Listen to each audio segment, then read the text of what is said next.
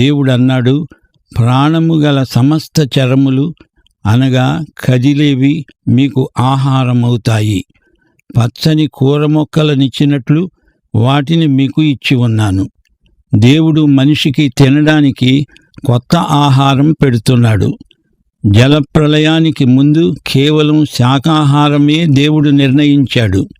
ఇప్పుడు మాంసాహారం తినవచ్చు, అందులో తప్పేమీ లేదు అంటున్నాడు దేవుడు. మానవుని భక్తికి తినే తిండికి ఏదో సంబంధం ఉన్నదని వేదాంతాలు చెప్పకండి. ఎవరికి ఏది కావాలంటే అది తినండి. మన విశ్వాసం వంటగదికి పరిమితం కారాదు.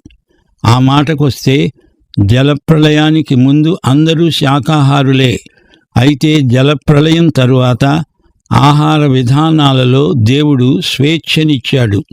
శాకాహారులు అయినంత మాత్రాన జలప్రళయం తప్పించుకోగలిగారా చెప్పండి? శాకాహారంలో విశేష భక్తి లేదు, మాంసాహారం భక్తిహీనత కాదు. ఒకరిని ఒకరు విమర్శించుకోవడం భక్తిహీనత అని మనవి చేస్తున్నాము. దేవుని రాజ్యం అన్నపానములు కాదు గదా.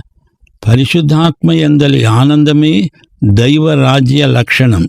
అయితే ఒక మాట, దేవుడన్నాడు, మాంసమును దాని రక్తముతో మీరు తినకూడదు.